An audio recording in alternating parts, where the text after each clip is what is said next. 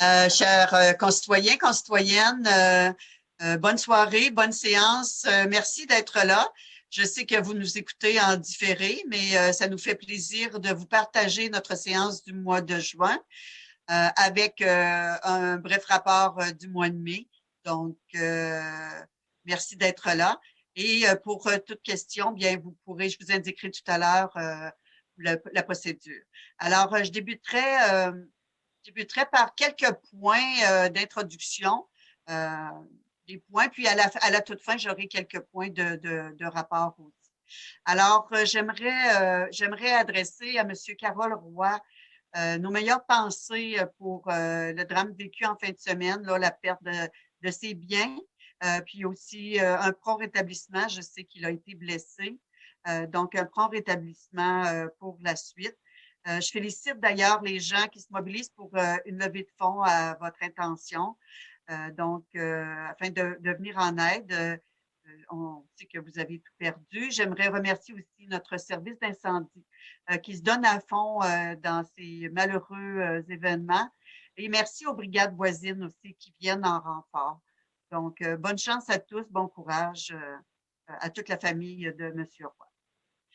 En environnement, bien, c'était la journée de l'environnement en fin de semaine. Donc, il y a eu une corvée de nettoyage, comme c'est coutume depuis quelques années. J'aimerais féliciter Poinigamouk vers l'avenir et tous les bénévoles.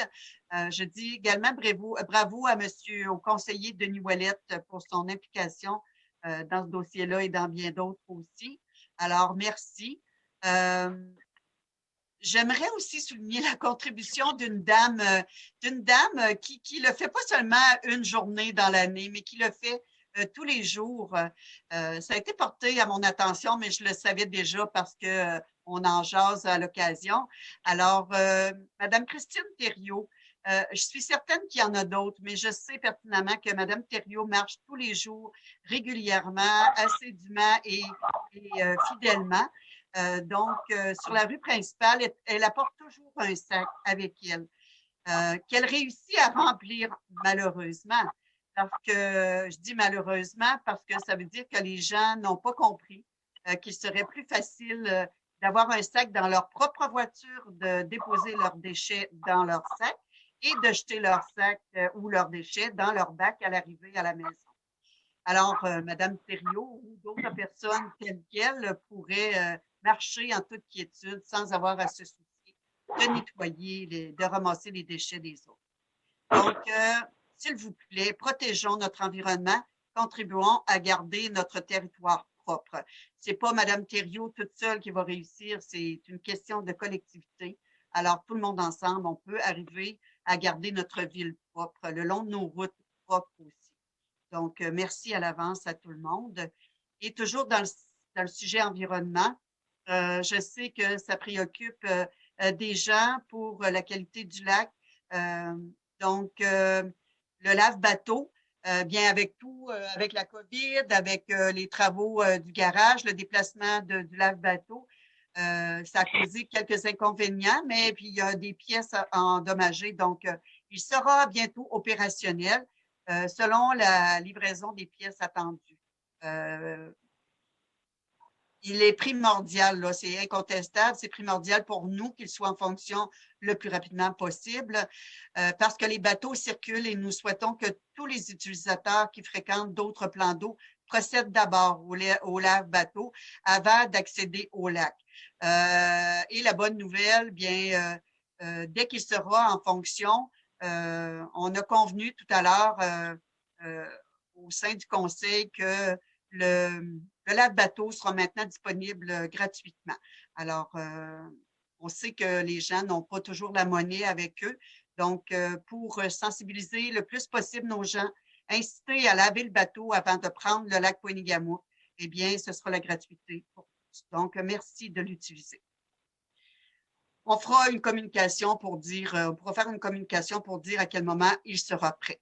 Et avant de procéder à l'ordre du jour, j'aimerais parler du concours Gagne ta fin de semaine légendaire à Poinigamouk qui a été lancé dernièrement et qui ne s'est pas monté tout seul. J'aimerais remercier tout le personnel qui a travaillé dans ce projet de promotion, de leadership, de rayonnement de notre ville.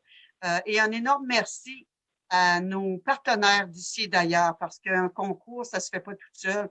Donc, plus on est à y participer, plus on en parle, plus on est nombreux à en parler. Alors, merci à tout le monde.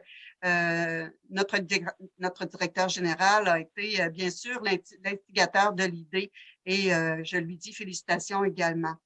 On a une gagnante. Elle ne le sait peut-être pas encore parce qu'on n'a pas eu de retour d'appel, mais on a une gagnante de Saint-Hubert de Montréal. C'est bien ça, Simon? Saint-Hubert, oui, dans la région de Montréal, oui. Merci. Et donc, on tente de la rejoindre. On lui a laissé un message. Alors, on a bien hâte de pouvoir lui annoncer qu'elle a gagné le prix. Et ce concours, bien, je ne peux pas passer sous silence qu'il y a eu 4000 partages et 190 000 personnes qui ont été touchées par cet événement-là. Donc, bravo à toute l'équipe qui a mis la main à la pâte dans ce beau projet. Alors, Simon, les félicitations vont à toi et à toute l'équipe. Est-ce que tu veux rajouter quelque chose? Merci pour les bons mots, c'est toujours apprécié. Notre souci, c'est de travailler avec les gens aussi, avec le milieu des affaires, mais on veut faire rayonner Pointe-Négamouk également. Donc, on est content. Notre objectif, c'était de nous assurer que les gens pensent à Pointe-Négamouk pour leurs vacances, et le goût de venir nous visiter, le goût de venir nous voir, puis de venir au Bas-Saint-Laurent, au Témiscouata. Donc, c'était notre objectif, mais également, on souhaite travailler en très grande proximité avec la communauté, avec le milieu. Et merci non seulement à la CODEC, qui a été un partenaire aussi très important dans la mise en place de ce projet-là, et bien sûr avec tous les gens qui ont accepté de participer à ce concours-là pour monter un prix aussi important, attrayant. Et puis, on a déjà des idées pour l'année prochaine, donc on espère pouvoir aussi là, faire d'autres belles initiatives à l'avenir avec les gens du milieu également. Ben, bravo, merci. Puis merci à tous ceux qui ont participé. Je reprends tes mots, Simon. Vous pouvez venir nous voir quand même, venez nous découvrir. Alors, ça va nous faire plaisir de vous accueillir, de vous rencontrer. Voilà. Alors, bienvenue à Pointe-Négamouk, plus qu'une légende. Donc, voilà. Alors, on va procéder à la lecture de l'ordre du jour. Donc, pour le conseil, les membres présents en présentiel, mais notre rencontre est enregistrée. Alors, Denis Ouellette, Raymond Gagné, Guylaine Cyr, Robin Breton est au téléphone, Marcelin Lavoie et est-ce que j'oublie quelqu'un? Non, Robin, Marcelin, Denis, Guylaine et Raymond Gagné. Voilà. Alors, sous la direction générale de Simon Grenier et Lila Levasseur, notre adjointe au greffe, est présente aussi, mais au téléphone. Donc, voilà, merci d'être là. À l'ordre du jour, procès-verbaux, la séance du 3 mai, la spéciale du 25 mai, compte de mai pour adoption, rapport mensuel des engagements, c'est un dépôt, rapport financier au 31 mai 2021, c'est un dépôt. On aura aussi le plan d'action pour la mise en œuvre des recommandations de la Commission municipale du Québec, qui est un dépôt. Dans les affaires nouvelles, on a le règlement P462 pour adoption, qui concerne la politique de gestion contractuelle, amendant le P349. Au point 8, on a le P463, c'est un avis de motion et présentation du projet de règlement modifiant le règlement de zonage P413 pour permettre certains usages résidentiels à l'intérieur des zones PA. Point 9, le P464, c'est un avis de motion aussi et présentation du projet de règlement pour le programme d'incitatifs fiscaux 2021-2025, soutien aux entreprises. En 10, la dérogation mineure, une dérogation mineure sur le chemin de la Tête-du-Lac. En 11, dérogation mineure sur la rue principale. 12, demande de modification du schéma d'aménagement de la MRC. 13, CPTAQ, renouvellement, demande d'autorisation pour l'exploitation d'une sablière. 14, CPTAQ aussi, demande d'autorisation. 15, nomination signataire des effets bancaires pour la ville de Pointe-Négamouk. 16, désignation d'un administrateur principal du compte accédé pour les affaires des jardins. 17, calendrier 2021 des vacances du personnel municipal. 18, camp de jour, imputation financière. 19, recouvrement des sommes dues en arrérage de taxes foncières. Mandat à l'étude du Bédillon avocat. 20, report d'adoption du rapport financier 2020 et rapport d'audit. 21, acquisition borne de recharge pour vélos électriques. 22, offre de services PG Solutions pour la gestion documentaire. 23, scène mobile acquisition. 24, pêche en hiver. 25, présence de camions de rue. 26, c'est un projet de résolution qui nous est arrivé aujourd'hui de la FQM. Alors, c'est en lien avec les 213 dépouilles d'enfants autochtones. Simon, est-ce que tu peux me relire, s'il vous plaît, le titre? Oui, alors c'est au niveau de la découverte des restes de 215 enfants sur le site d'un ancien pensionnat autochtone à Kamloops, en Colombie-Britannique. Merci. Il y aura, pour la période de questions, comme on est toujours en enregistrement, bien, toute question adressée au conseil peut être transmise à info@commercial.winigamook.net. Donc, on vous répondra avec plaisir dans un délai raisonnable. En 26, levée de l'Assemblée. Est-ce que ça va pour tout le monde? Oui. Guylaine propose. Guylaine propose. Marcelin, second. Appuyé par Marcelin. Merci. Procès-verbaux, adoption. Donc, considérant que les procès-verbaux des assemblées ont été acheminés aux membres du Conseil pour lecture et validation, on parle de la séance ordinaire du 3 mai 2021 et de la séance spéciale du 25 mai 2021. Tout le monde a bien reçu les procès-verbaux? Oui. Donc, tout était conforme. Est-ce qu'il y a des coquilles, des modifications, des erreurs? Tout est correct. Tout est correct. Donc, est-ce que j'ai un proposeur pour les procès-verbaux? Propose. Proposé par Marcelin. Second. Appuyé par Raymond. Que les procès-verbaux des séances du 3 mai et du 25 mai soient approuvés tels que déposés. Merci. Ça va pour tout le monde? Oui. Simon, est-ce que tu as des suivis à faire pour les deux séances? Oui, je peux faire quelques points de suivi. Donc, dans un premier temps, on avait le règlement P461 au niveau du règlement qui modifiait le plan d'urbanisme P412 pour accroître la densité résidentielle en zone de villégiature. Dans les points qu'on a aujourd'hui, on a une demande de modification du schéma d'aménagement de la MRC. Donc, c'est en lien là, avec le même règlement. Ensuite, au niveau du P462, il y avait l'avis de motion, la présentation du projet de règlement pour la politique de gestion contractuelle. Donc, c'est la demande d'inclusion, d'avoir d'inclusion de mesures favorisant là, les achats locaux dans le cadre de la relance post-pandémie. Donc, on a l'adoption qui est prévue aujourd'hui pour cette séance-là. On avait l'embauche de membres de personnel, donc notre trésorière, directrice des finances, Mme Després, qui est arrivée en fonction là, officiellement aussi au début du mois de mai. Même chose pour ce qui est de M. Mario Blier là, au niveau des travaux publics. Et on a eu l'autorisation aussi de signature pour le protocole d'entente pour l'aide financière du programme FIMO pour le projet de rue de la Fabrique. Donc, le tout a été transmis au ministère. Donc, ça, c'était pour la séance du début du mois de mai, du 3 mai. Et pour ce qui est de la séance spéciale, je vais sortir mon second projet. Ici, donc, on avait une dérogation mineure pour une résidence sur la route de la Providence. Donc, la citoyenne concernée a été avisée, a reçu là, les documents nécessaires. Ensuite, on a eu l'engagement d'une responsable des loisirs pour remplacer de manière temporaire le directeur des loisirs qui va être en congé de paternité pour quelques mois. Donc, elle est aussi arrivée en fonction. On est content parce qu'il y a une période de transition là, qui est possible entre le départ de M. Cyr pour son congé de paternité et l'arrivée de Mme Coupal, Marilyn Coupal. Donc, il y a une passation de dossier qui se fait pour s'assurer que Mme Coupal arrive en poste avec le bagage de M. Cyr. Puis on a bien hâte de compter sur sa présence là, au cours des prochaines semaines, des prochains mois au sein de la municipalité. Et on avait 3 offres de services aussi qui ont été approuvées avec Nordico pour faire de l'entretien, du rinçage, des tests aussi là, au niveau de notre réseau d'aqueduc et d'égouts.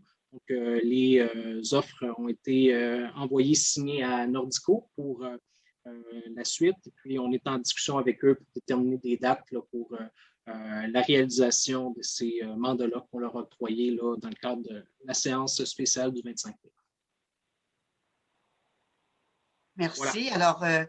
Alors, on n'a pas souvent des séances spéciales, mais en mai, celle du 25 était nécessaire. Là, on avait des points qui devaient être analysés par le conseil, puis pour procéder pour que le personnel puisse continuer de travailler. Non pas qu'il y avait manqué de tâches, là, mais voilà. Alors, merci Simon pour les suivis. Compte de mai maintenant, alors le journal des achats 2021 avec la liste des comptes fournisseurs a été déposé à tous les élus par l'adjointe au greffe. Le journal des déboursés a été déposé également. Donc, on a procédé à l'étude du dossier avec les élus. Donc, il est proposé, appuyé, résolu que le conseil approuve la liste des factures présentées par le journal des achats 2021 daté du 31 mai au montant de 342 236,81 et le journal des déboursés 2021 que le conseil approuve la liste des factures payées en vertu du règlement P153 et de la résolution 2021-0114 d'engagement de crédit annuel présenté par le journal des déboursés daté du 31 mai également au montant de 86 483,26 dont des paiements par dépôt direct pour 18 221,19, par accédé pour 61 732,22, par chèque pour 6 529,85 et on autorise l'adjointe à la trésorière à effectuer le paiement de ces comptes acquis de droit. Des questions? Avez-vous d'autres questions sur les comptes? Non. Ça va? Propose. Denis propose. Proposé par Denis, Seconde. appuyé par Guylaine. Tout le monde est d'accord? Oui.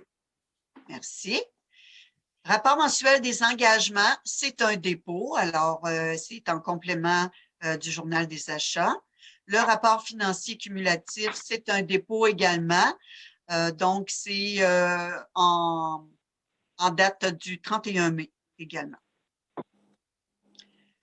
C'est un dépôt. Plan d'action pour la mise en œuvre des recommandations de la Commission municipale du Québec, c'est un dépôt également. Donc, le plan d'action a été déposé aux élus. Considérant le rapport d'audit, à savoir l'information relative à la gestion d'actifs en immobilisation publié en février 2021.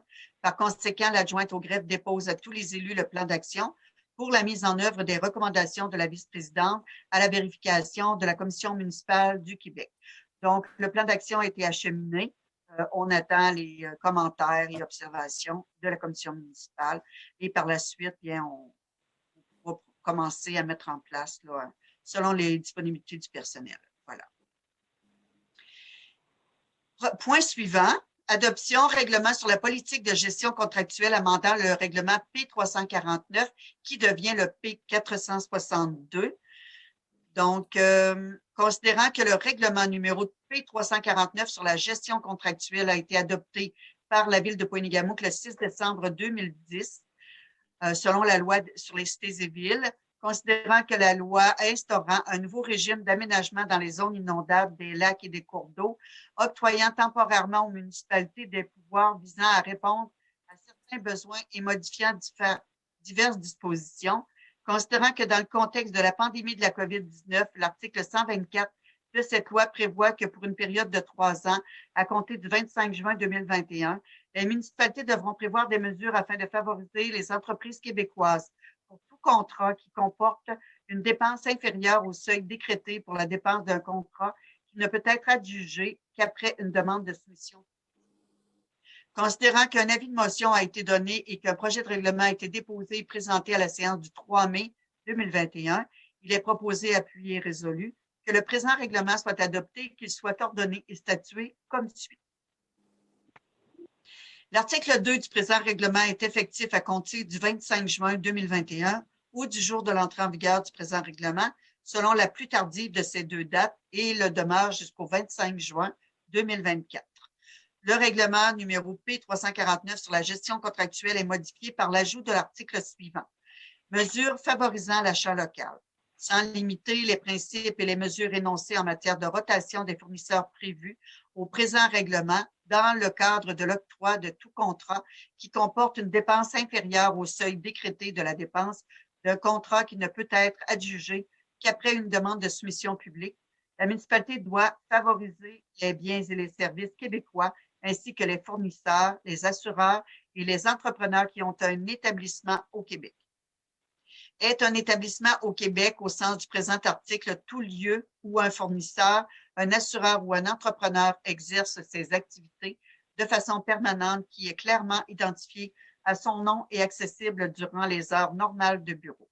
Sont des biens et services québécois, des biens et services dont la majorité de leur conception, fabrication, assemblage ou de leur réalisation sont faits en majorité à partir d'un établissement situé au Québec. La Ville de Pointe-Égamouk, dans la prise de décision quant à l'octroi d'un contrat visé au présent article, considère notamment les principes et les mesures énoncées en matière de rotation des fournisseurs potentiels. Le présent règlement entre en vigueur conformément à la loi adoptée à la Ville de Pointe-Égamouk ce 7e jour du mois de juin 2021.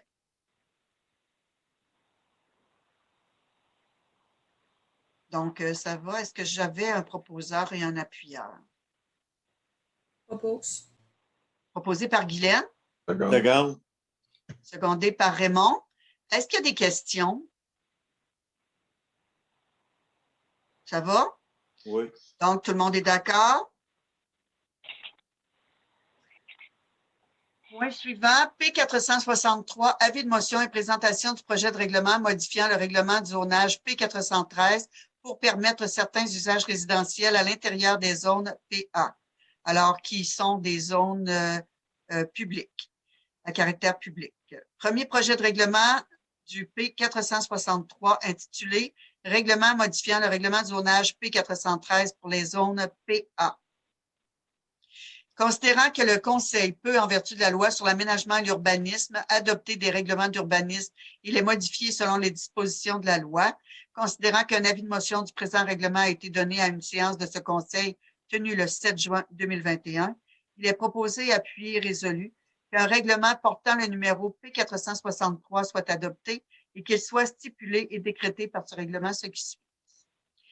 But du règlement, modifier les usages autorisés à l'intérieur des zones publiques, PA2, PA8, afin de permettre certains usages résidentiels. Article 2, modification du chapitre 2, grille de spécification zone publique. La grille de spécification des zones publiques du règlement de zonage P413 est modifiée afin d'y intégrer les usages résidentiels suivants: résidence unifamiliale, résidence bifamiliale, résidence multifamiliale et les habitations en commun. Le tout tel qu'indiqué en annexe 1 du présent règlement. Article 3, entrée en vigueur. Le présent règlement entre en vigueur conformément à la loi donnée à Pointe-Égamouk ce 7e jour du mois de juin 2021. Question? Propose. Proposé par Guylaine, Seconde. secondé par Marcelin. Tout le monde est d'accord? En résumé, il y a des terrains qui entourent certaines fabriques, au niveau des fabriques, des églises, il y a des terrains disponibles. Donc, la modification de ce règlement favorisera la construction résidentielle dans ces secteurs. Alors, ce n'est pas toutes les fabriques, mais il y a certaines fabriques qui ont des terrains, donc qui pourraient être octroyés pour de la construction résidentielle. Voilà. Simon, ça résume? Oui, je pense que ça résume bien. P464, avis de motion et présentation du projet de règlement, programme d'incitatifs fiscaux 2021-2025, soutien aux entreprises. Alors, cette nouvelle mouture d'incitatifs est très attendue puisque la dernière formule s'est terminée au 31 décembre 2019. Mais on ne pouvait vous le présenter avant parce que c'était vraiment une nouvelle version, donc pas un copier-coller de la précédente, mais une nouvelle version. On a entendu les commentaires, les suggestions, les observations en lien avec le premier programme. Donc, on a voulu bonifier, améliorer en fonction aussi de notre planification stratégique et de nos orientations. Alors, voilà le P464 dont je vous fais la lecture. Pour les entreprises, bon, considérant que les articles 92.1 et 92.2 de la Loi sur les compétences municipales permettent à une municipalité d'adopter un programme d'aide financière et d'en fixer les paramètres.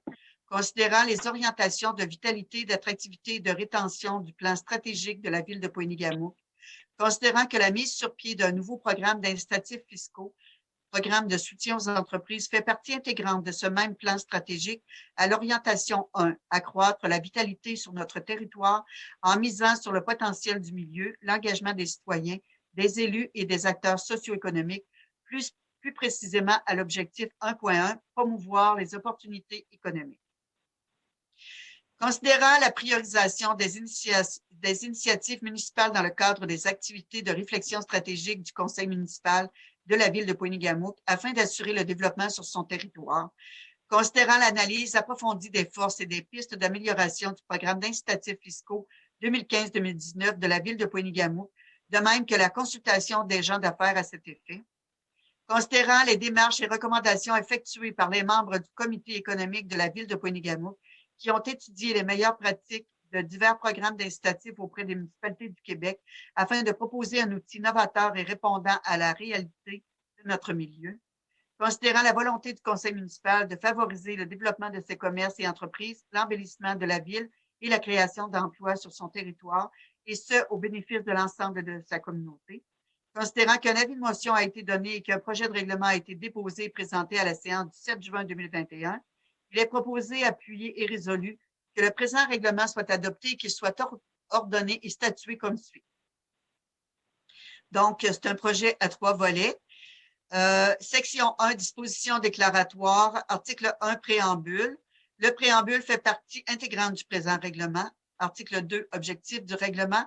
Le présent règlement a pour objectif d'adopter un programme d'aide financière pour les commerces ou services de proximité présents sur le territoire de la ville de Pointe-Nigamou ou désireux de s'y installer. Article 3, objet du règlement. Le règlement a pour objet de rejoindre les orientations de vitalité, d'attractivité et de rétention inscrits dans le plan stratégique 2020-2023 de la ville et de répondre plus particulièrement à l'orientation 1, accroître la vitalité sur notre territoire en misant sur le potentiel du milieu, l'engagement des citoyens, des élus et des acteurs socio-économiques, plus précisément à l'objectif 1.1, promouvoir les opportunités économiques.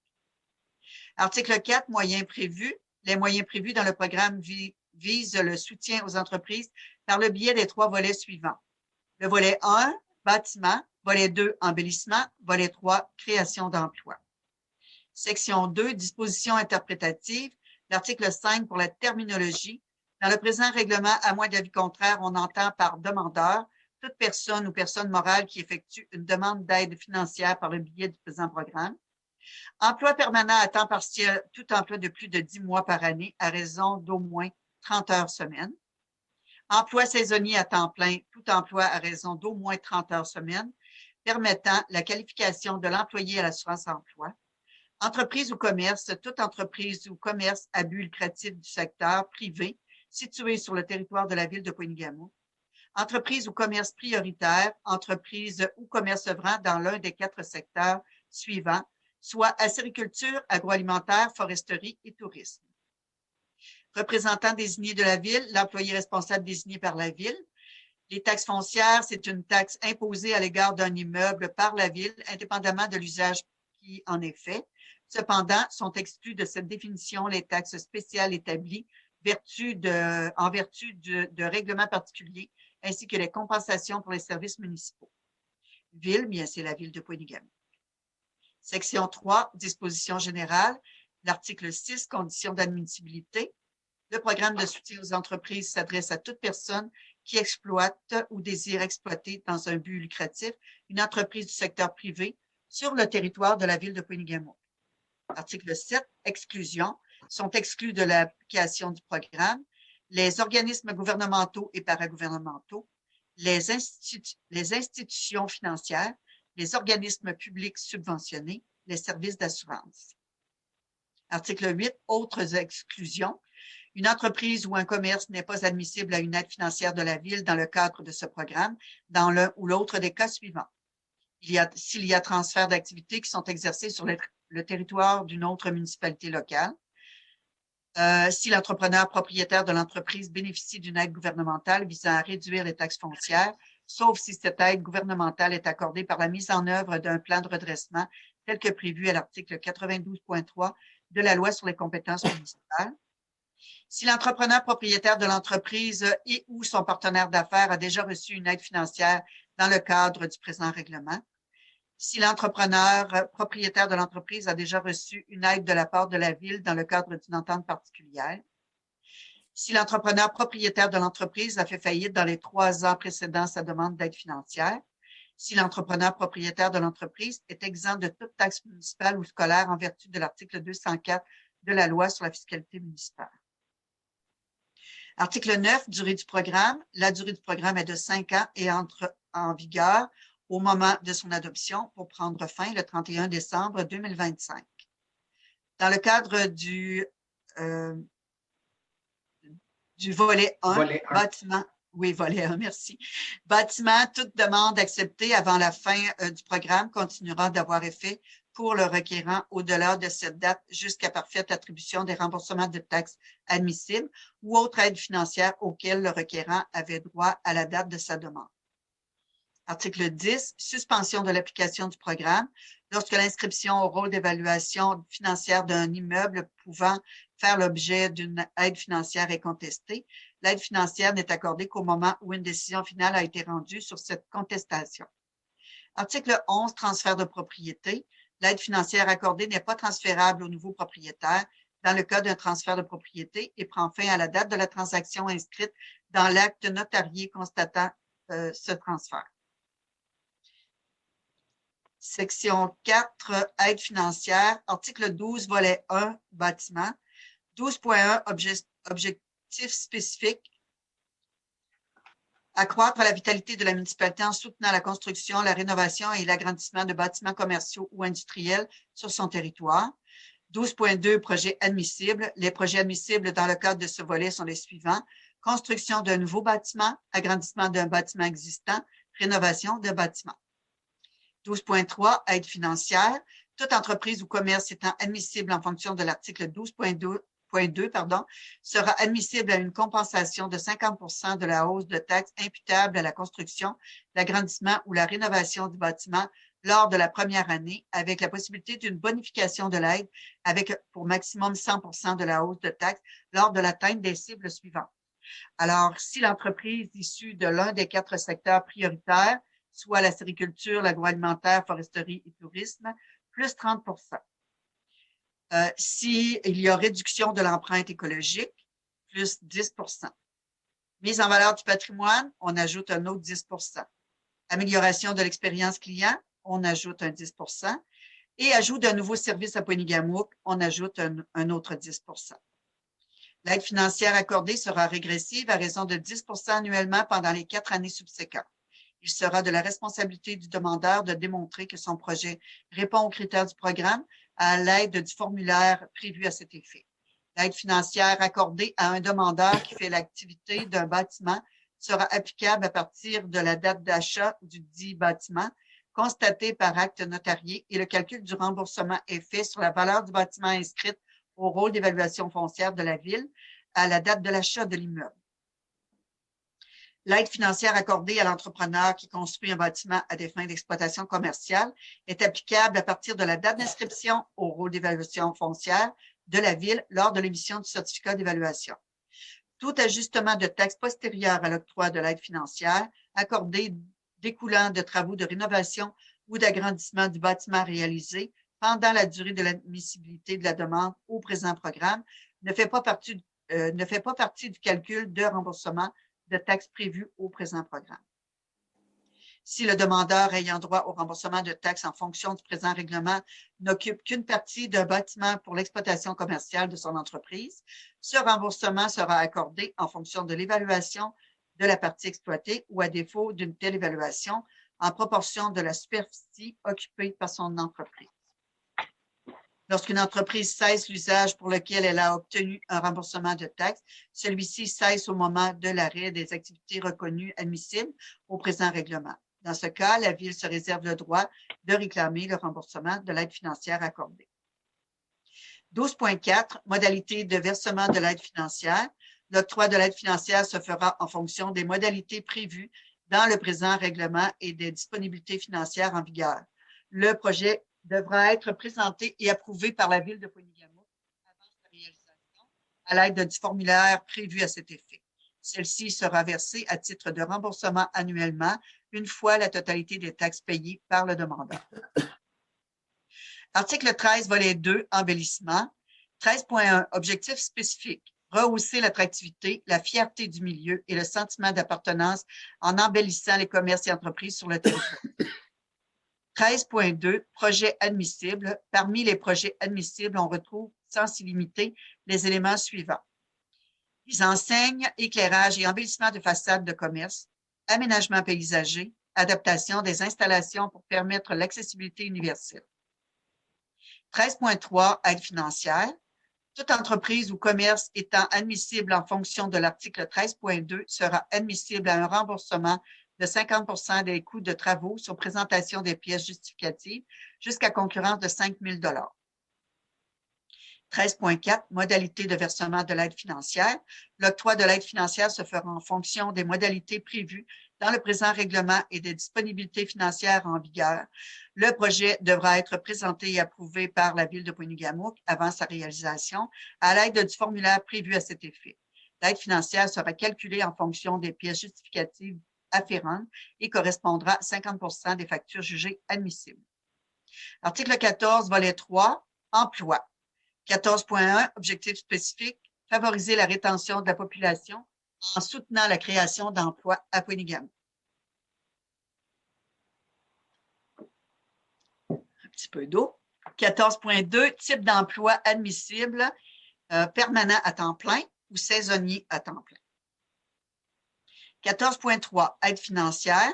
Toute entreprise ou commerce étant admissible en fonction de l'article 14.2 sera admissible à une aide financière pour la création d'emplois sur le territoire de la Ville de Pointe-Nigamou en fonction du tableau suivant. Montant des subventions, il y a 10 emplois et plus, secteur prioritaire 10 000 $, saisonnier 5 000 $, autre secteur permanent 5 000 $, saisonnier 2 500 $. Entre 5 et 9 emplois, 5 000 $ secteur prioritaire pour un poste permanent et 2 500 $ pour saisonnier. Autre secteur pour un poste permanent, 2 500 $ et saisonnier, 1 250 $. Et entre 2 et 4 emplois dans les secteurs prioritaires pour un poste permanent, 2 000 $ et saisonnier, 1 000 $. Dans les autres secteurs permanents, 1 000 $ et saisonnier, 500 $. 14.4, modalité de versement de l'aide financière. Le projet de création d'emplois devra être présenté et approuvé par la Ville de Pointe-Nigamou avant sa réalisation. L'octroi de l'aide financière se fera en fonction des modalités prévues dans le présent règlement et des disponibilités financières en vigueur, une fois que le demandeur aura complété le formulaire prévu à cet effet et sera en mesure de démontrer le maintien en fonction des postes créés après une période d'au moins 1 an. Article 15, renouvellement du programme. Si le programme n'est pas renouvelé à son échéance, les subventions accordées antérieurement à son échéance seront tout de même versées pour la durée restante normalement prévue. Article 16, montant disponible, le financement du volet 1, bâtiment, volet 1, bâtiment, sera réalisé dans le cadre d'un remboursement sur l'augmentation des taxes engendrées par la réalisation des projets, une fois celles-ci totalement payées par le demandeur. Les aides financières prévues seront ainsi incluses annuellement au budget annuel de la Ville.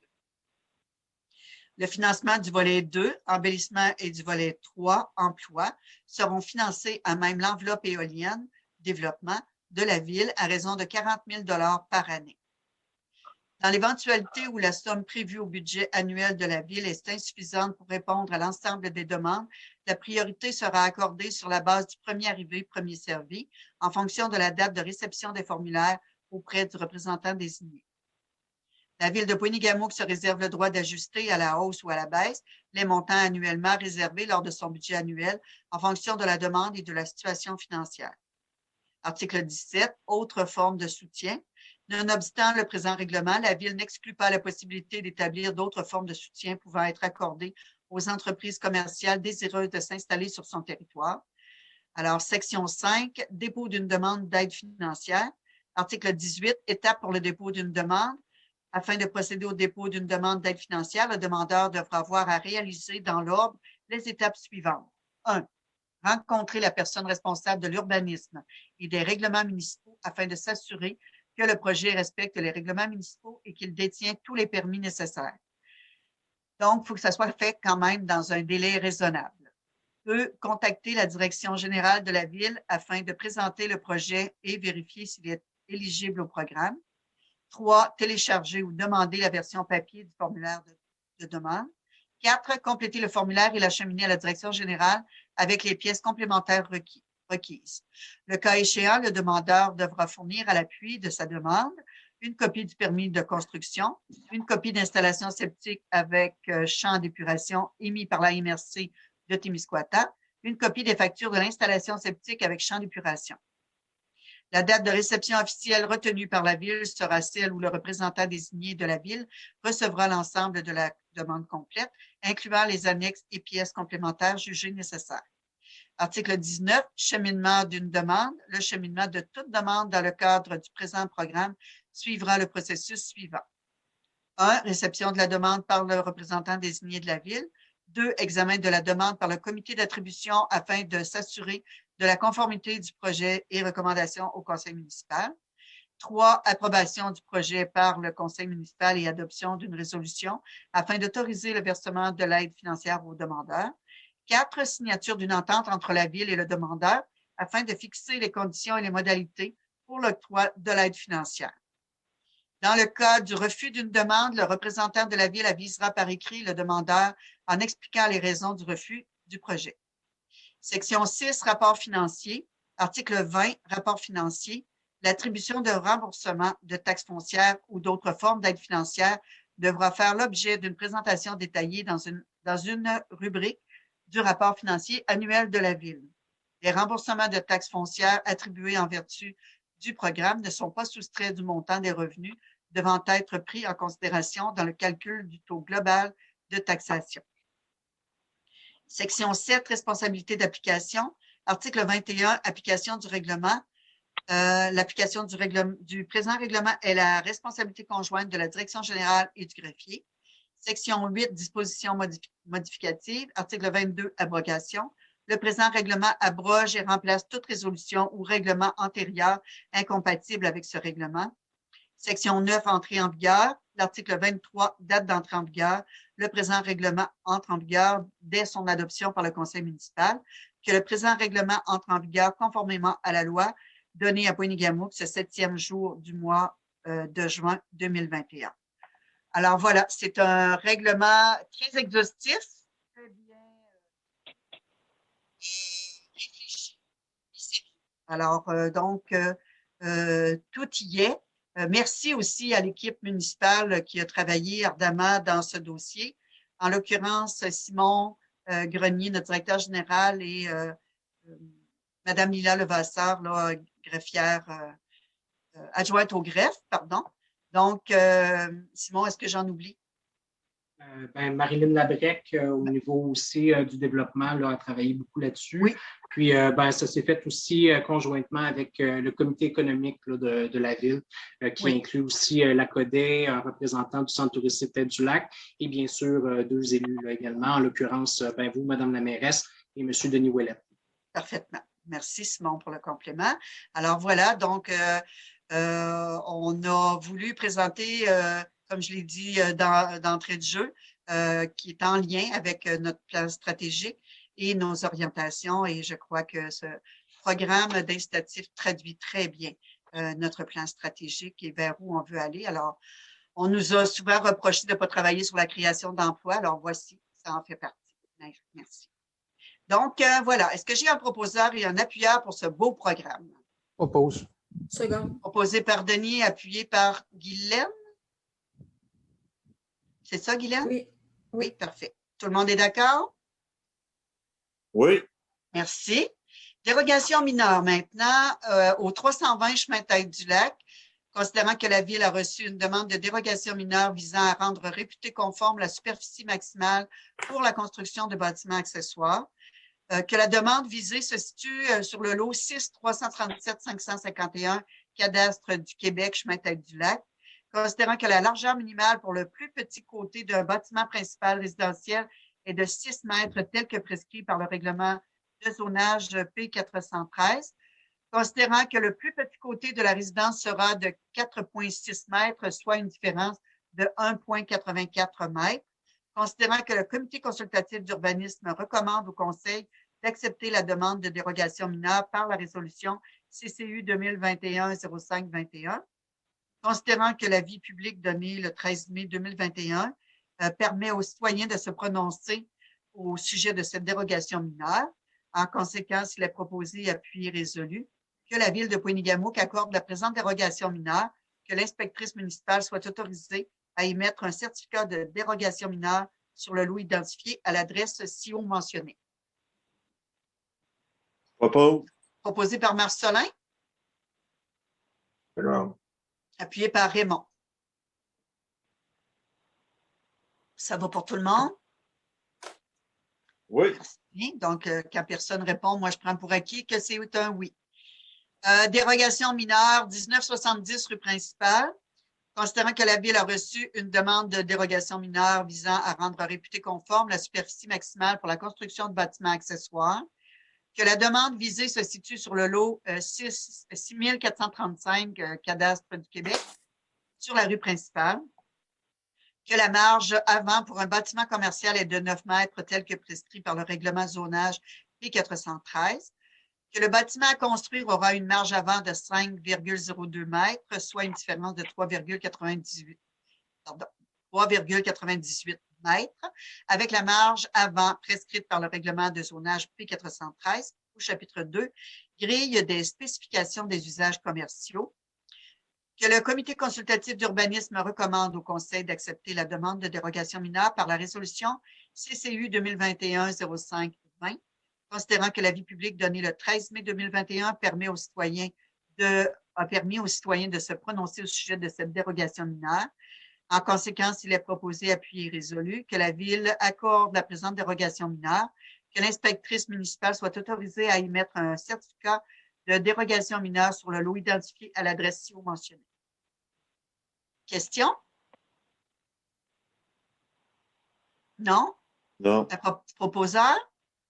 Propose. Proposé par Marcelin, Seconde, Denis. appuyé par Denis. Tout le monde est d'accord? Oui. Parfait. Merci. Demande de modification du schéma d'aménagement de la MRC de Témiscouata.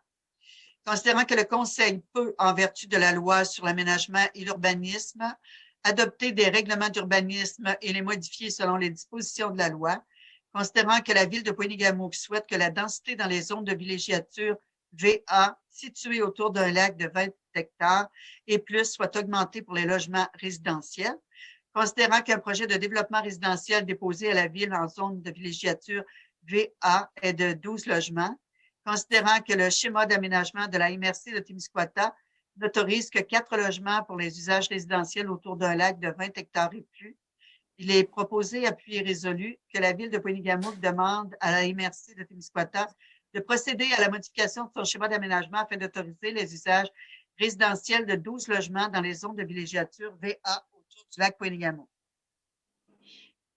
Moi, j'ai une question. Parce que, Simon, après l'adoption de cette demande de modification, ça s'est acheminé à la MRC? Oui. Donc là, si je comprends bien, on fait une demande de modification du schéma, mais est-ce que le projet est toujours à 12 logements? Ben, écoutez, il faudrait voir avec notre inspectrice municipale les derniers développements. S'il y a modification, je crois qu'il est préférable d'y aller de cette façon-ci, de voir s'il y a des modifications par la suite par le promoteur. Mais moi, je le laisserai comme ça. C'est ce qui nous a été demandé par le promoteur. On le laisserait comme ça, fait que le mieux ou le pire qui peut arriver, c'est qu'il y en ait moins. C'est ça? C'est ce que je comprends aussi. OK. Des questions, membres du conseil? Non. Est-ce que j'ai un Propose. proposé par Denis, Second. secondé par Marcelin? Tout le monde est d'accord? Oui. CPTAQ, renouvellement d'une demande d'autorisation pour l'exploitation d'une sablière, les entreprises Jean-Roch Roy Incorporées. Alors, c'est une demande de renouvellement d'autorisation pour l'exploitation d'une sablière déposée le 5 mai 2021 par le laboratoire d'expertise. Les lots visés pour ce renouvellement sont toujours les lots 39, 40 et 41 durant 6 cantons d'Escours appartenant à la firme André Théberge. Donc, c'est une reconduction tout simplement là, de son exploitation actuelle. Propose. Proposé par Guylaine, Second. secondé par Raymond. Ça va pour tout le monde? Oui. Toujours avec la CPTAQ, demande d'autorisation maintien bloc de béton pour antenne de communication radio Desjely Incorporée. Donc, je vais en faire la lecture, ça va être plus évident. Considérant que les membres du conseil ont pris connaissance de la demande d'autorisation présentée par Radio Desjely à la CPTAQ concernant l'utilisation à une fin autre que l'agriculture d'une partie du lot 352 rang 3 du cadastre officiel du canton d'Escours, considérant que cette demande est conforme aux dispositions du règlement de zonage de la municipalité, considérant que cette demande d'autorisation à la CPTAQ, si elle est accordée, n'aurait aucune conséquence négative sur les activités agricoles et sur le développement de ces activités agricoles sur le territoire de la ville, considérant que cette demande d'autorisation, si elle est accordée, n'aurait aucun effet négatif sur le potentiel agricole des lots et n'ajouterait aucune contrainte supplémentaire en matière d'environnement, considérant que cette demande d'autorisation ne vise que le maintien en place d'un bloc de béton servant d'ancrage à une antenne radio de communication et d'un haut-banc et non l'implantation d'une nouvelle utilisation. Considérant que ces ouvrages sont en place depuis 1983, considérant que la superficie du lot visé par la demande est petite, il est proposé, appuyé et résolu, que le Conseil recommande à la Commission de protection à la CPTAQ de consentir à la demande d'autorisation soumise par Radio Desjely. En fait, c'est qu'avec la transaction là, de transfert de propriété de Horizon FM, propriété de M. Gilles Caron, à Arsenal Média, bien, c'est que M. Caron a voulu fermer ce dossier-là de façon transparente et il a voulu régulariser le dossier. Donc, c'est un bloc de béton qui empiète quelque peu sur la terre agricole de M. Jean-Roch Roy. Alors, c'est pour régulariser le dossier, pour acheminer le tout chez les notaires qui vont faire le suivi. Ça, c'est dans le rang 4 de suivi, hein? Bien, là, on dit rang 3. J'ai l'impression que, Ah, c'est cool, OK. je crois que c'est à partir de sa ferme, là. D'après moi, c'est plus en aval. OK, c'est beau. C'est à 2,89, oui. Oui, c'est ça. C'est ce que je dis en aval parce que j'en crois qu'il y a grand de terre, là, mais c'est pour l'antenne là, qui longe la 289. Ça va? Oui. Propose. Proposé par Raymond, Second. appuyé par Marcelin. Merci. Nomination signataire des effets bancaires pour la ville. Donc, c'est une formalité avec l'entrée en poste de la nouvelle trésorière et directrice des finances, Mme Marjorie Després. Donc, c'est pour la nommer signataire. On a aussi la conseillère Guylaine Cyr, moi-même et Lila Levasseur, adjointe à la trésorerie et au greffe. Alors, selon le cas, là, on ne signe pas tout le monde, mais au besoin, quand il y a quelqu'un d'absent, ça permet de procéder. Voilà.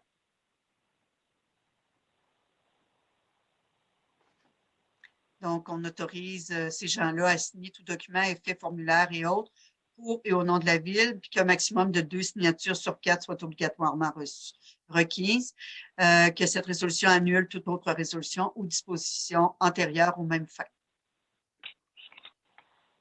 Question?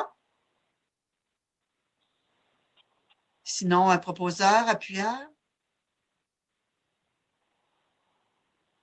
C'est pour les signatures de Propose. faits bancaires. Oui, Marcelin, Non. appuyé par Raymond. Désignation d'un administrateur principal du compte accédé Affaires Desjardins. On avait nommé M. Francis Deveau, administrateur principal, qui a quitté, à qui a succédé Mme Marjorie Després. Donc, il y a lieu de changer la personne désignée comme administrateur principal. En conséquence, il est proposé appui résolu que soit désigné administrateur principal Mme Marjorie Després en remplacement de M. Francis Deveau aux fins d'utilisation du service accédé d'affaires et qu'elle soit investie de tous les pouvoirs à cette fin. Proposeur?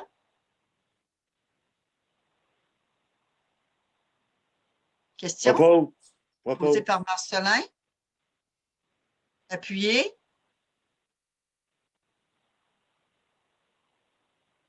Est-ce que vous avez des questions? Oui. Appuyé par Raymond? Oui. Oui, merci. Calendrier 2021 des vacances du personnel municipal, c'est un dépôt. Alors, c'est pour, comme à chaque année, il y a en mai, on dépose le calendrier pour que les employés choisissent dans l'ordre. Donc, là, c'est le dépôt de la cédule des vacances pour chaque personne.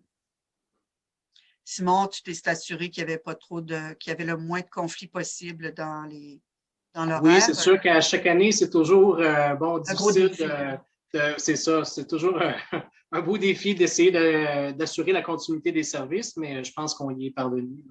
S'assurer qu'il y a toujours des gens à la réception, que lorsqu'un chef de service part, au moins son adjoint est disponible aussi là, pour pas que le citoyen sente là, un peu le congé ou les vacances des membres de notre personnel.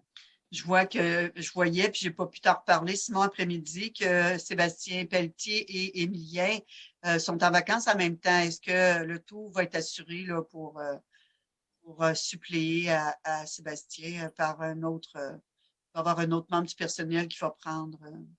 Oui, oui, tout à fait. Monsieur Nadeau n'est pas en poste présentement et puis le service roule tout de même. Donc, on peut compter là, sur la présence de membres d'expérience au sein de l'équipe là, qui vont être capables d'assurer là, cette période-là. Parfait. Merci. On poursuit le 4 jours maintenant, imputation financière 2021. Alors, comme à chaque année, on fait une imputation financière dirigée vers Regroupement Loisirs qui assure la gestion du camp de jour et de son personnel d'animation. Donc, c'est un montant de 36 200 pour 2021 qui était prévu au budget. Les frais d'inscription du camp de jour seront versés à la municipalité. Les dispositions de l'article 28 du chapitre C19 de la loi des cités et villes. Proposer, appuyer, résolu que le Conseil verse au regroupement loisirs une subvention maximale de 36 200, dont un premier versement de 90 pour 32 580 d'ici le 8 juin, donc c'est demain, et le deuxième versement 10 pour 3 620 d'ici le 31 août, que le directeur des loisirs soit autorisé à planifier, organiser et diriger les activités du camp de jour pour la présente année, à en surveiller l'exécution et à développer auprès du conseil municipal tout rapport pertinent se rapportant aux dites activités. Que la dépense épuisée au poste 02 701 50 970, contribution moniteur. Des questions? Le camp de jour, ça va avoir lieu à Sully? Ben, c'est toujours, maintenant, c'est concentré dans les bâtiments là, où on a des propriétés. Il faut être chez nous pour… oui, c'est ça. OK. Alors, puis il faut avoir des équipements aussi de jeux à proximité.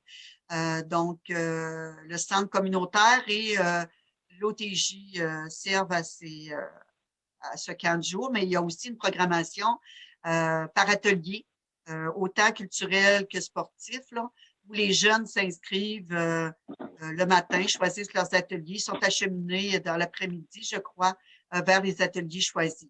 Alors, on a demandé, il y a 2 ou 3 ans environ, de mettre à profit nos installations qu'on a sur le territoire On a un club de golf, donc c'est d'amener nos jeunes au golf pour leur faire découvrir ça, les initier. On a d'autres infrastructures sportives, donc le deck hockey, entre autres, et autres. Alors, c'est de faire découvrir ça à nos jeunes sur le territoire, de les déplacer sur l'ensemble de notre territoire, puis de les amener à l'extérieur aussi, bien sûr, si la santé publique le permet, là, parce que l'été passé, ils sont restés sur notre territoire, mais ils ont vécu quand même de belles expériences. L'année passée, ils ont même rendu visite à des aînés dans les résidences aînées. Alors, ça a amené un petit baume. Donc, on les met à contribution à travers la programmation. D'autres bon. questions? Propose. Proposées par Raymond, Second. Second. secondé par Marcelin. Tout le monde est d'accord? Merci. Recouvrement des sommes dues en arrérage de taxes foncières, mandat à l'étude du Bédion avocat. Donc, les comptes de taxes en souffrance, l'esprit d'équité aussi qui doit toujours guider l'administration municipale dans la collecte des taxes. La nécessité pour la ville de Pointe-Égamouk de procéder au recouvrement des sommes de ces comptes en souffrance. En conséquence, il est proposé, appuyé, résolu que le conseil de la ville mandate l'étude du Bédion avocat incorporé de procéder à la perception des comptes en souffrance figurant sur la liste annexée à la présente résolution. Propose. Proposé, Robin. proposé par Robin, oui, Second. Second. appuyé par Guylaine. Merci. Tout le monde est d'accord? Oui.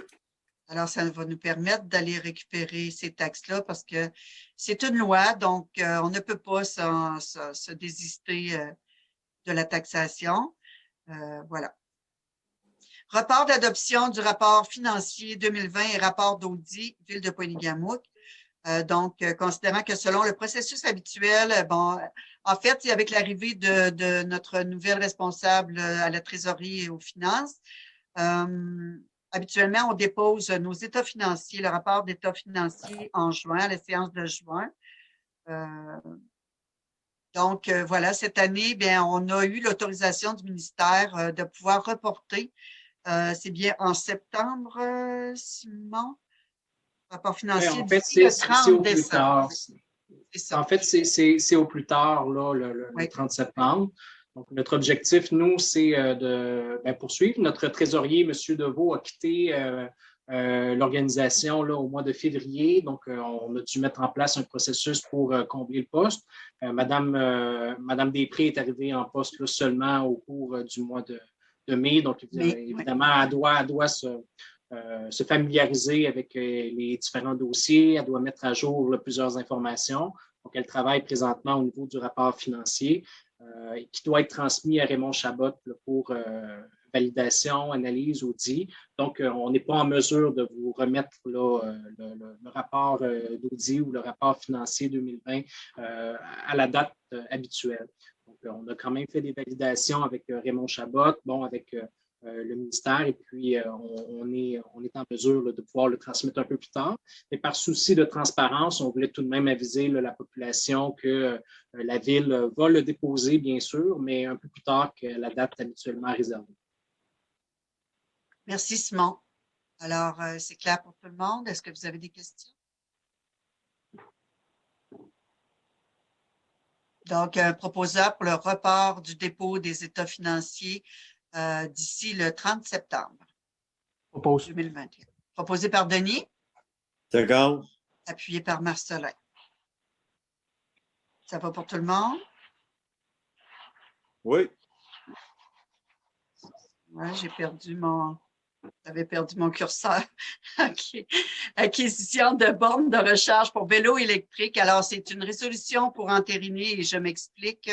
En fait, il y avait un beau projet, une belle opportunité avec la MRC qui a été présentée pour l'achat de bornes électriques pour aider financièrement les municipalités qui souhaitaient se prévaloir, continuer leurs actions dans le développement durable et se procurer des bornes de recharge pour vélos électriques. Donc, pour Poigny-Gamouk, on pouvait bénéficier d'une aide financière pour 3 bornes. C'était selon les indices de vitalité. Donc, la première borne, pour nous, on avait une aide financière de 80 et pour les 2 autres, 50 On a jusqu'en juin 2022 pour compléter. Alors, cette année, on a opté pour 2 bornes de recharge pour vélo électrique, dont une sera installée au bureau d'accueil. Tu me corrigeras, Simon, si je me trompe. Et une deuxième à la plage de Poigny-Gamouk. Donc, la capacité de charge est suffisante pour faire de la plage à la place d'accueil et de la place d'accueil jusqu'au verger, exemple, ou à l'école secondaire. Donc, la capacité de charge est assez d'une bonne autonomie. Donc, voilà. Alors, ce sera deux bornes et il fallait donner un acompte plus tôt. Alors, compte tenu que la séance était ce soir, puis que le conseil, on avait une majorité lors de nos discussions en séance de travail, puis on a pu procéder pour faire le dépôt. Et ce soir, on entérine la décision par résolution. Voilà. Propose. Proposé par Robin? Oui. Oui. Appuyé par? Oui. D'accord. Appuyé par Raymond? C'est ça. Merci. Offre de services PG Solutions CIGED pour la gestion documentaire. Considérant le système d'archivage présent au sein de l'organisation de la ville de Poigny-Gamouk, considérant que le logiciel de gestion documentaire actuel appelé CIGID est en fin de vie, considérant l'importance de prévoir la migration vers un autre logiciel assez rapidement afin d'éviter des conséquences fâcheuses, perte de données, dysfonctionnements majeurs, etc. Considérant que PG Solutions a pris la décision d'arrêter le support de la solution CIGID à compter du 31 décembre 2021, considérant que le nouveau programme de migration vers CIGED, gestion documentaire, est en place afin de faciliter la transition vers la nouvelle plateforme, considérant que la migration des données et du logiciel peut prendre environ 2 mois, considérant l'offre de services déposée par PG Solutions en date du 12 avril 2021 au coût suivant, les licences pour 3 015 $, services professionnels pour 6 628 $, programme CESA 915 $, pour un total de 10 558 $ plus taxes. En conséquence, il est proposé, appuyé et résolu, que la Ville de Poigny-Gamouk consent à accepter l'offre de services de PG Solutions au coût de 10 558 $ avant taxe, que la dépense soit comptabilisée au poste 02 13 000 414 Administration et informatique et qu'un transfert budgétaire équivalent à ce montant soit effectué en fin d'année 2021 selon les liquidités disponibles restantes. Que M. Simon Grenier, directeur général, soit désigné pour signer tout document relatif à cette offre. En fait, c'est qu'on puise le montant au fonds administratif. Par contre, comme ce n'était pas prévu dans les prévisions budgétaires, puisque c'était difficile de prévoir que le système serait en fin de vie, on va faire un transfert budgétaire rendu à la fin, là, quand on verra l'état des finances. Par contre, on va s'assurer, on va vérifier aussi, compte tenu de l'investissement, si ces logiciels-là ne peuvent pas nous rendre service aussi dans notre démarche de gestion des actifs. Alors, voilà ce qui nous éviterait de se procurer d'autres logiciels ou de prendre du temps pour créer d'autres programmes. Voilà. Question?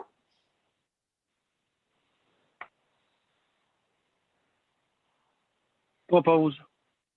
Proposé par Robin. Seconde. Appuyé par Denis. Tout le monde, ça va pour tout le monde? Oui. Merci. Scène mobile, 24 par 32, acquisition. Considérant les besoins grandissants pour l'offre d'activités en plein air, considérant la volonté d'offrir des activités variées et une offre culturelle forte auprès de différentes clientèles, en cohérence avec les orientations de vitalité, d'attractivité et de rétention du plan d'action stratégique de la Ville et le plan d'action 2021 du département des loisirs et de la culture, Considérant qu'au budget 2021, une somme de 25 000 a été prévue afin de procéder à l'achat d'une scène mobile de 24 par 32, considérant la réception de 2 soumissions sur invitation, soit Show SDT de Montréal pour 32 507 et 3 taxes incluses, et les enceintes acoustiques Unisson de Saint-Roch de la Chigan pour 32 777 et 53. Alors, si on calcule les taxes qu'on récupère, bien le montant est 29 683 et 26 pour Show SDT, qui serait la plus basse, qui serait la plus basse soumission.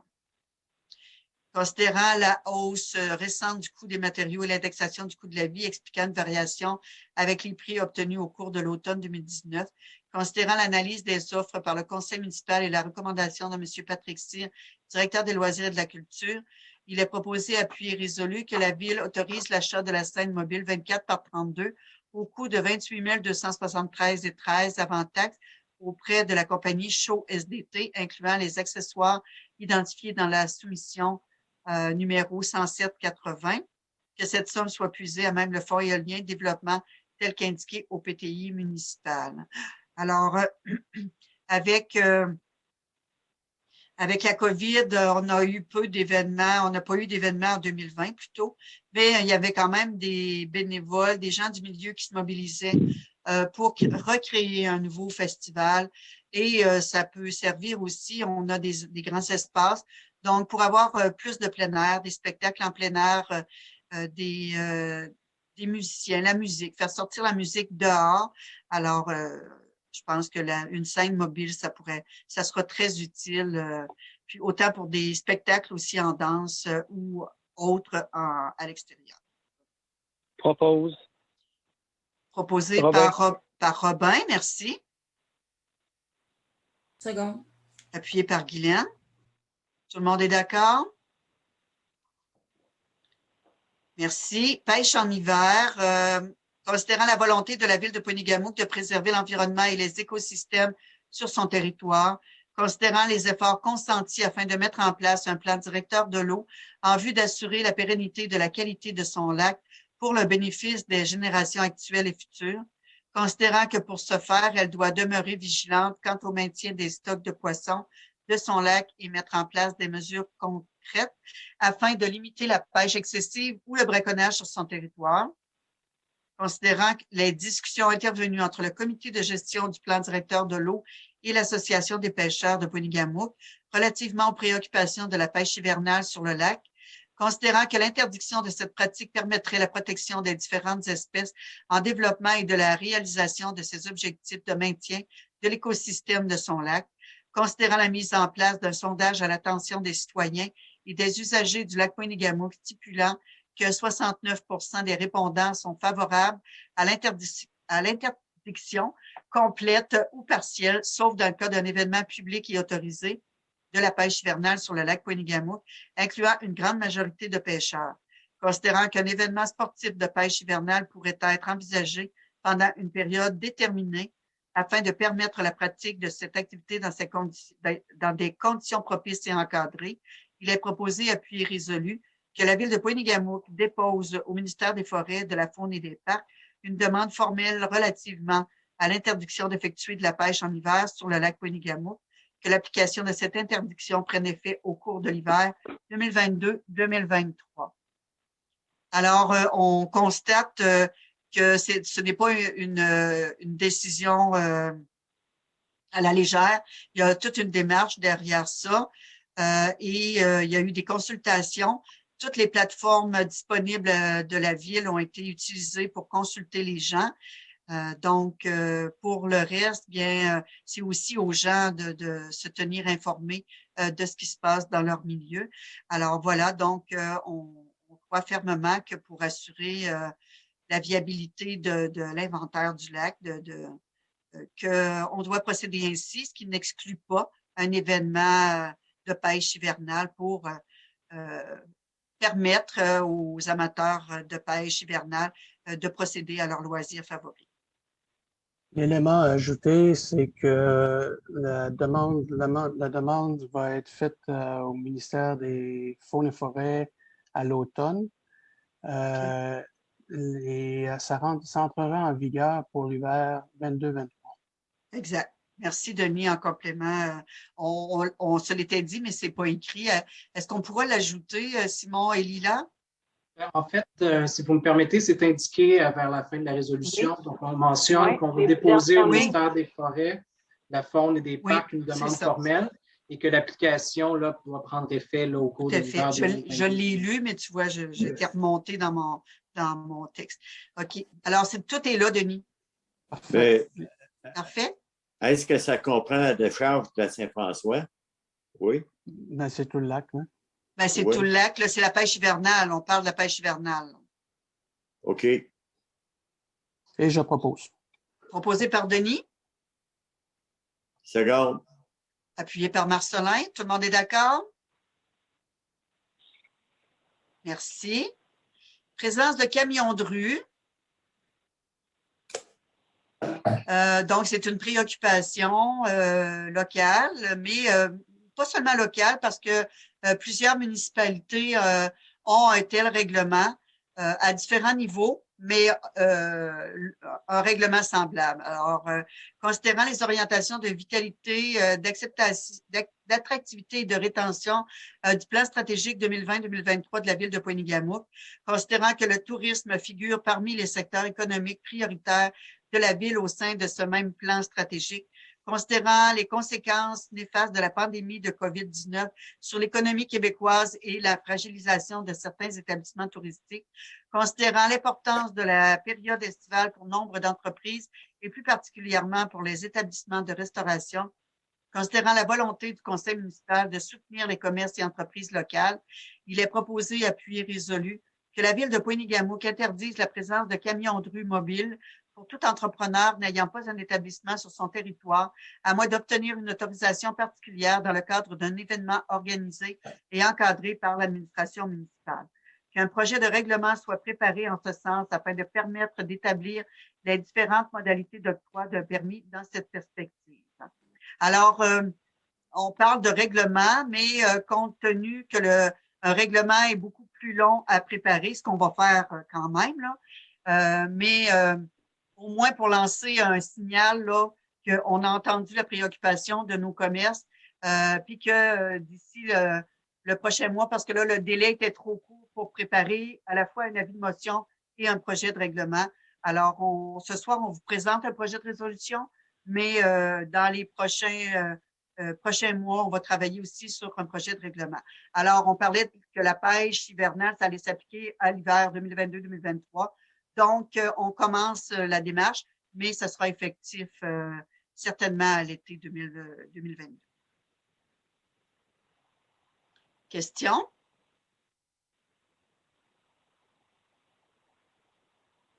Si je n'ai pas de questions, est-ce que j'ai un proposeur et un appuyeur? Propose. Proposé par Guylaine? Seconde. Appuyé par Raymond. Tout le monde est d'accord? Oui. Alors, j'ai un dernier projet de résolution. Simon, est-ce que je t'inviterais à faire la lecture puisque comme je ne l'ai pas entre les mains, mais je vous l'ai transféré, alors je t'inviterais à en faire la lecture. Oui, pas de problème. Ça concerne les 213 dépouilles des enfants autochtones, là, voilà, que je trouve bien triste, mais on appuie la démarche de la FQM. Parfait. Donc, c'est une demande qui a été transmise à la municipalité très récemment. Là. Donc, ça concerne, comme le mentionnait Mme la mairesse, la découverte là, des restes de 215 enfants sur le site d'un ancien pensionnat autochtone en Kamloops, en Colombie-Britannique. Donc, je vais procéder à la lecture et puis on pourra peut-être transmettre plus d'informations aux besoins là, par la suite. Oui. Alors, j'y vais. Considérant la découverte des restes de 215 enfants sur le site d'un ancien pensionnat autochtone à Kamloops, en Colombie-Britannique, considérant les mauvais traitements infligés aux Autochtones dans les pensionnats partout au Canada, décrits par de nombreux rapports de commission d'enquête, considérant le devoir de tous les gouvernements, quel que soit le niveau, d'œuvrer à l'amélioration des relations et au bien-être de toutes les communautés, considérant l'obligation des gouvernements, quel que soit le niveau, de faire la lumière sur notre histoire, d'assumer le devoir de mémoire et d'honorer les victimes, il est proposé, appuyé et résolu que la ville de Pointe-Négamouk exprime sa profonde tristesse à la suite de la découverte des restes de 215 enfants sur le site d'un ancien pensionnat autochtone à Kamloops, en Colombie-Britannique, que la ville de Pointe-Négamouk salue l'annonce du gouvernement du Québec de faire la lumière sur d'éventuels cas semblables au Québec, que la ville de Pointe-Négamouk exprime sa solidarité avec les 11 nations autochtones du Québec et renouvelle sa volonté de favoriser des relations harmonieuses entre les communautés et l'épanouissement de tous les citoyens. Merci beaucoup, Simon. De rien. Propose. Proposé par Propose. Guylaine, appuyé Second. par j'avais Robin. Robin. Robin? Oui. Parfait. Tout le monde est d'accord? Alors, nos pensées sont avec les familles aussi. Donc, c'est vraiment triste à entendre, mais on appuie la FQM dans les démarches par cette résolution-là. Voilà. Merci. Alors, ça fait le tour de nos résolutions de la séance de ce soir. Si vous avez des questions à transmettre au conseil ou à l'administration, vous pouvez les acheminer à info@commercial.negamook.net et il nous fera plaisir de vous répondre dans un délai le plus raisonnable possible. Voilà. Alors, en complément, j'ai quelques petits points de suivi pour le public, donc pour nos concitoyennes et par le fait même bien pour le conseil. Alors, c'est bien sûr que c'est pas parce qu'on est en télétravail, qu'on est en confinement qu'on est moins au travail. Au contraire, les rencontres en visioconférence se succèdent. Et voilà, donc, j'aimerais rappeler à la population que vous avez reçu, soit par courriel, soit ou que vous allez voir dans le maillon, ou dans le prochain maillon, ou que vous avez reçu par la poste un tableau vous demandant quels sont vos besoins en transport. Il y a différents types de transport au Témiscouata et présentement, il y a un autre projet en développement en transport pour élargir le service au niveau du Bas-Saint-Laurent, en complémentarité pour faire des boucles. Donc, on se préoccupe beaucoup du déplacement de nos gens, autant sur le territoire du Témiscouata que pour les conduire vers l'extérieur pour la santé ou pour aller en visite ou autre, pour aller aux études, pour aller travailler. Alors, on se préoccupe de ça aussi. Donc, le tableau qui nous concerne présentement, c'est à partir de l'Alliance pour la solidarité, donc du Témiscouata, qui a fait circuler un tableau de tous les services de transport au Témiscouata. Alors, pour mieux répondre à vos besoins, il faut connaître vos besoins. Donc, je vous invite à prendre connaissance de ce tableau-là et de voir qu'est-ce qui répond à est-ce que vous l'utilisez? Pourquoi vous l'utilisez? Ou si vous ne l'utilisez pas, pourquoi vous ne l'utilisez pas? Qu'est-ce qui manque pour que vous puissiez l'utiliser? Donc, c'est de répondre pour que ce soit le plus représentatif possible. Alors, nous, les élus, on travaille fort pour que notre secteur soit desservi au même titre que les autres secteurs, mais on a besoin de vous pour connaître vos besoins. On peut bien défendre tous les services, mais si vous ne répondez pas ou si vous dites que vous n'en avez pas besoin, eh bien, on va mettre nos énergies sur d'autres dossiers.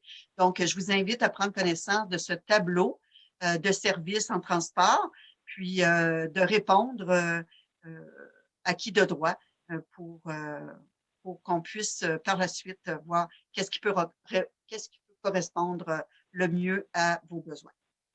Ensuite, Internet haute vitesse, bien, on sait qu'il y a eu une annonce de fait. Notre secteur n'était pas inclus dedans, mais il n'est pas exclu dans le futur parce qu'on attend toujours des annonces. Alors, la MRC travaille ardemment dans ce dossier-là. Donc, on a bien hâte d'en savoir plus, mais ça viendra. Donc,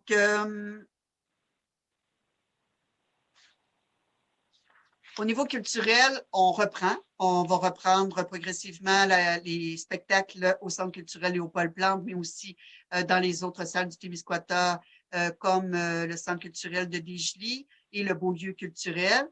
Alors, les spectacles vont reprendre. On travaille pour accueillir Lisa Leblanc en 2022. On a confirmé aussi un spectacle en danse avec le couple Saint-Tony, le spectacle Saint-Tony avec Janie et Martiaux, le couple gagnant de l'émission télévisée Révolution année 2019. Donc, ils se produiront le 19 décembre, un dimanche en après-midi, un beau spectacle où les familles pourront venir au centre culturel. Donc, suivez notre programmation. Ensuite, on aura aussi, il y a plusieurs spectacles qui ont été reportés, dont Dan Bigra, mais Dan Bigra est toujours à la programmation. Et on aura aussi Guylaine Tanguay, on aura Dominique Paquette et il y en a d'autres aussi. Alors, suivez-nous sur le site les4scènes.com. Donc, vous pourrez en savoir plus sur la programmation.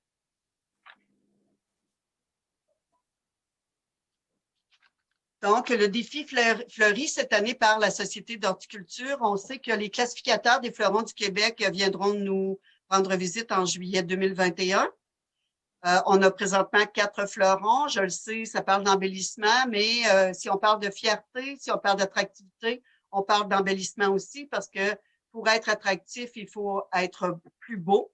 Donc, ça fait partie de nos paysages aussi. Donc, on a 4 fleurons et les classificateurs viendront nous évaluer, mais pas seulement la ville. Ils n'évaluent pas seulement la ville. Ils évaluent aussi les façades des résidences, les façades des commerces, les façades des écoles, des églises, des entreprises. Donc, c'est un tout, c'est une collectivité et il y a des critères. Donc, les activités communautaires en font partie, les efforts municipaux aussi, l'implication des élus. Donc, le défi fleuri, il a 2 volets. Il a un volet clin d'œil à la rue principale. Donc, la Société d'horticulture a remis lors de la distribution des plants d'arbres, des plants de fleurs emblèmes, pour inciter les gens à les planter en façade de leur propriété. L'objectif, c'est d'en voir le plus possible sur la rue principale les massifs de la fleur emblème, qui est la Rhodbeckie Goldstorm, une belle fleur jaune qui ressemble à une marguerite, donc en grand massif, elle est très belle. Donc, on espère que les gens vont l'avoir, ils l'ont reçue gratuitement, mais qu'ils vont l'adopter puis qu'ils vont la planter en façade. Le deuxième volet, c'est un coup de cœur pour l'agriculture urbaine. Donc, avec la COVID, on sait qu'il y a eu un engouement pour les jardins, le jardinage, mais on n'est pas obligé d'avoir un grand espace de jardinage. On peut utiliser des bacs qu'on a et les placer sur notre patio, notre balcon, sur notre terrain aussi, avec des bacs surélevés. Donc, l'agriculture urbaine, elle n'a pas de limite. Ça peut être des plants de légumes qui sont intégrés dans une plate-bande de fleurs pour mêler l'utile à l'agréable. On le fait d'ailleurs au niveau municipal dans nos boîtes à fleurs. À certains endroits, on intègre des légumes à travers les fleurs. Donc, ça se fait très bien. Voilà, donc on invite les gens à participer. Il faut prendre des photos, acheminer ça sur la page, fournir ça sur la page Facebook de la Société d'horticulture de Poigny-Gamouc. Donc, invitation à aller chercher l'information sur leur page Facebook.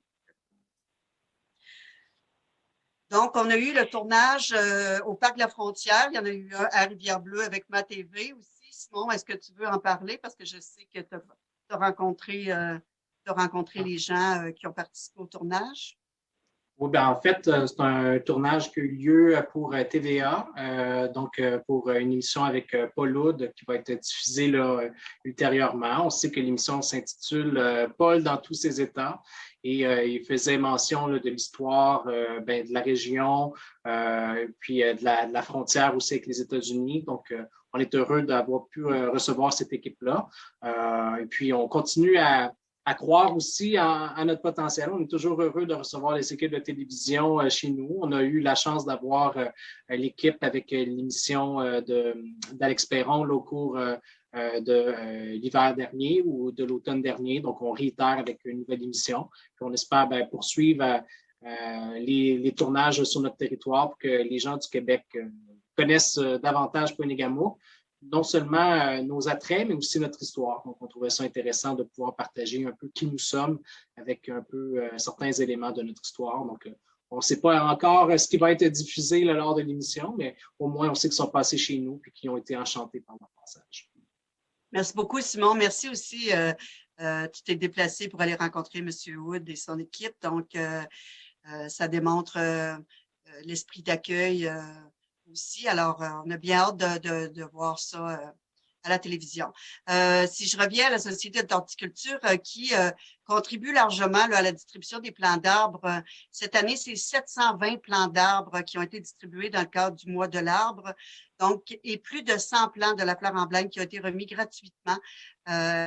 Et comme je le mentionnais tout à l'heure, qu'on espère elles seront adoptés, qu'on les verra en façade des résidences. Et je remercie aussi l'Association forestière Bas-Laurentienne qui a fourni ces plants d'arbres, justement, comme à chaque année. Alors voilà, donc c'est une belle action pour le mois de l'arbre. La politique d'accueil, bien, progresse. On a bien hâte, mais on sait que c'est un travail qui ne se fait pas du jour au lendemain parce qu'il y a beaucoup de réflexions à faire à travers ça, mais on va y arriver. On en rêve depuis longtemps, mais on va y arriver. Ensuite, le défi 24 heures à vélo du Dr Guildo Côté qui se tiendra au Témiscouata les 11 et 12 septembre avec une activité potentielle à Pointe-Égamouk. Alors, c'est en réflexion présentement. Donc, j'invite les gens à se mobiliser pour former un comité d'accueil pour le Dr Guildo Côté qui relève ce défi-là, un 24 heures à vélo, alors sans dormir, là, c'est une grande générosité. Et j'espère avoir des gens de Pointe-Égamouk pour l'accueillir le jour où il passera chez nous. Je sais que la Fondation de la santé, c'est au profit de la Fondation de la santé qui travaille très fort. Alors, cette année, la campagne est portée sur la santé mentale. Donc, voilà. En terminant, un petit mot, les élections municipales du 7 novembre, je sais qu'il y a des gens qui se mobilisent pour former une équipe, mais j'encourage les jeunes, les femmes, les hommes à se mobiliser pour la suite, pour la vie municipale, pour continuer d'améliorer la qualité de vie dans notre milieu. On est bien fiers de ce qu'on a fait jusqu'ici, puis on espère que tout ça, ça va continuer.